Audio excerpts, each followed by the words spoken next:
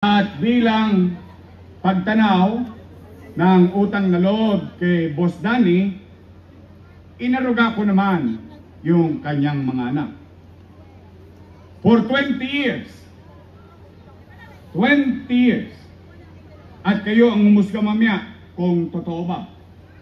Una, Philip Lacuna. Nakaupo? Dennis Lacuna. Nakaupo? Lay Lacuna. Anong nakupo? Nakaupo?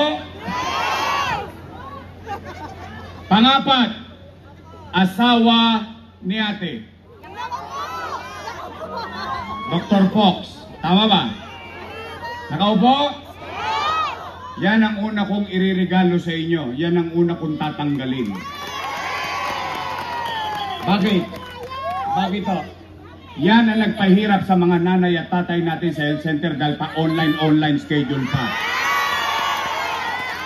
Wala namang gamot. Ipinagbabaka sakali mo na nga lang. Tapos mag-online schedule ka pa? Wow!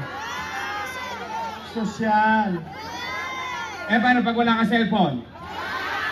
Paalam na. May cellphone ka nga, wala ka naman load. Tosgas ka pa. Ito, masakit. Hindi ka marunong mag-cellphone.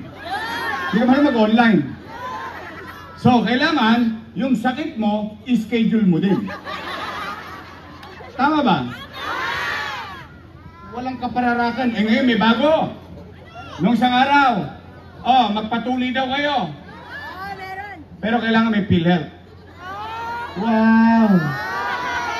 Bibiyakin mo lang, kailangan ko PhilHealth.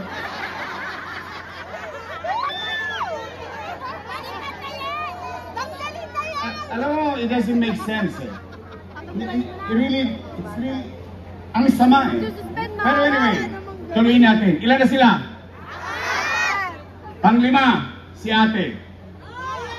Nakaupo? Upong-upo?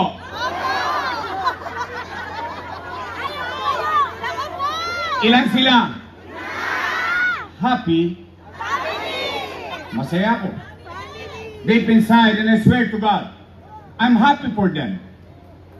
Na yung hindi napagtagumpayan ni Boss Danny sa maliit naming tulong, sa pagtataguyod sa kanila, napagtagumpayan nilang magkakapatid.